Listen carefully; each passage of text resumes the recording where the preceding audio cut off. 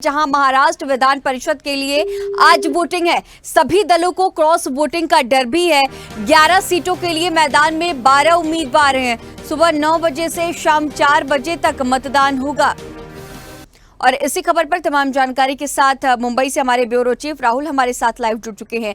राहुल, अब जिस तरह से इंतजार था सभी को आज की तारीख का, सभी जो दल है उन्हें आज की तारीख का इंतजार था और आज वो तारीख भी आ गई। चुनाव की प्रक्रिया भी बस अब से 51-52 मिनट बचे हैं, तब से शुरू हो जाएगी। क्रॉस वोटिंग का डर, कल जिस तरह से हमने जिक्र भी किया था राहुल कि हॉर्स ट्रेडिंग का खतरा लोगों को रहता है और इसीलिए रिजॉर्ट पॉलिटिक्स भी हम देख रहे हैं। और आज जो सभी दल है उनकी जो किस्मत का फैसला है वो भी मतदान पेटी में कैद होने जाना है, ईवीएम में कैद होने जा रहा है। क्या कुछ तैयारियां, क्या कुछ स्थिति नजर आ रही है और जो रिजॉर्ट पॉलिटिक्स चल रही है उसे लेकर के क्या कुछ अपडेट है? जी बता दूं, जैसे कल जिक्र हो रही थी हमारी पॉलिटिक्स चल रही है और जिस तरह से सभी पार्टियां अपने अपने एमएलए को जिस तरह से ले जाके होटल में रख दिया और पूरी तरह से नजरबंद कर दिया है और उनकी मोबाइल भी ले ली गई है। तो उसी तरह से आज मैच शुरू होने में जिस तरह से पॉलिटिक्स की मैच कहा जा सकता है, उस शुरू होने में केवल 52 से 53 मिनट रह गए हैं और केवल 11 उम्मीदवार के 11 सीट के लिए 12 उम्मीदवार खड़ी कर दिए गए हैं।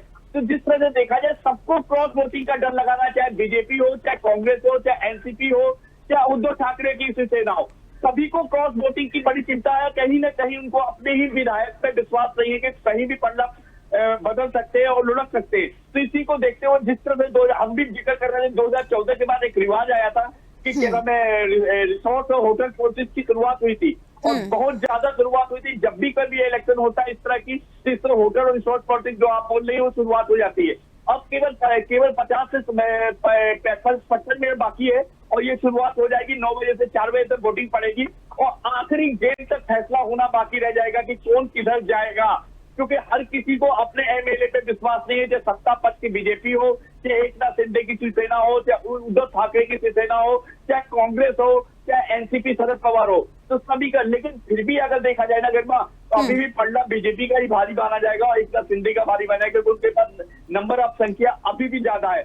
लेकिन कहीं ना कहीं जो नाराज एमएलए हैं, जो छोटे दल हैं, वो उन्हें क्रॉस वोटिंग करते हैं तो साथ विपक्ष का जो महाअघाड़ी सरकार है, गवर्नमेंट है, जो विपक्ष है महाअघाड़ी की, तो उसके पक्ष में जा सकता है। तो वो डर सता रहा है सत्ता पक्ष को, बीजेपी को, एकनाथ शिंदे को। जी गर्मा, जिस तरह से आपने जिक्र किया कि महाविकास अघाड़ी को भी डर सता रहा है और बीजेपी के पास में हालांकि बहुमत है, लेकिन फिर भी स्थिति कुछ भी हो सकती है, इसीलिए सभी रिजॉर्ट पॉलिटिक्स कर रहे हैं।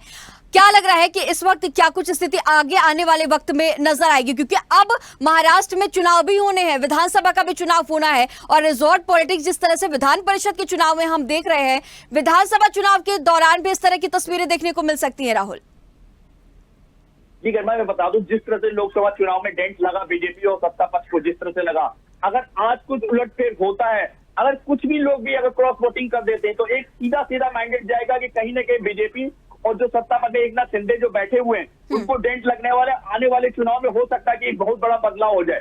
क्योंकि अगर 4 से 5 या 10 एमएलए भी अगर मूव करते हैं, क्रॉस वोटिंग करते हैं, तो एक सीधा ये जाएगा विधानसभा चुनाव के लिए। तो कहीं ना कहीं नाराजगी चल रही है आपस में, कहीं ना कहीं जिस तरह से कलेश चल रहा है पूरे इंडिया में, जिस तरह से बीजेपी के जिस तरह से वोट बैंक कम होती जा रहे हैं, शेयरिंग कम होती जाती है। महाराष्ट्र तो बड़ी विडंबना है। महाराष्ट्र में तो वैसे भी कहना शुरू से बीजेपी की डेंट लगता चला आ रहा है, जिस तरह से मराठा आरक्षण को लेके था, तो कहीं ना कहीं मराठा आरक्षण को लेके कहीं ना कहीं कुछ क्रॉस वोटिंग हो सकती है। लेकिन देखेंगे 4 बजे तक क्या आखिरी गेम तक क्या फैसला होता है। गर्मा राहुल, आज के इस चुनाव से आगे की भी तस्वीरें, विधानसभा चुनाव की भी तस्वीरें कहीं ना कहीं साफ होंगी, क्योंकि राजनीति में इस तरह के दौर हम लगातार देखते हैं और क्रॉस वोटिंग का डर जिस तरह से देखा जा रहा है, विधानसभा का भी जब चुनाव सामने आएगा तो कहीं ना कहीं इस तरह की स्थितियां बनती हुई नजर आएगी। क्योंकि और इसके पहले भी हमने दूसरे राज्यों में जब देखा था, मध्य प्रदेश में जिस तरह से हमने हॉर्स ट्रेडिंग की बातें, जिस तरह से विपक्षी दल है वो कह रहे थे कि भाई मध्य प्रदेश में हॉर्स ट्रेडिंग हुई, और अब इसी पैटर्न पर कहीं ना कहीं महाराष्ट्र भी दिखता हुआ नजर आ रहा है और रिजॉर्ट पॉलिटिक्स जमके देखी जा रही है।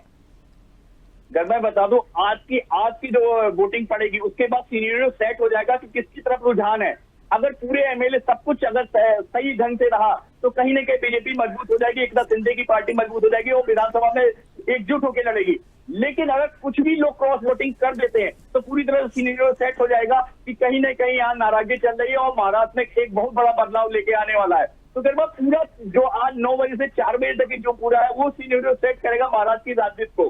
कि महाराज की राजनीति किस तरफ जा रही है, विपक्ष में जा रही है, सत्ता पक्ष को फिर से लाने की कोशिश है। क्योंकि एमएलए जो है मराठाओं की राजनीति क्या करते हैं, अगर वो एमएलए क्रॉस वोटिंग करते हैं और विपक्ष की तरफ, तो उनसे पूरा सिनेरियो फिक्स हो जाएगा कि मराठा राजनीति चेंज होने वाली है और शायद सत्ता पक्ष इस 3 महीने बाद विपक्ष से सत्ता पे आने वाली है। तो जो 9 बजे से 4 बजे तक की जो टाइम है ना, वो बड़ा क्रूशियल टाइम है, वही सिनेरियो सेट करेगा पूरी महाराष्ट्र की राजनीति का।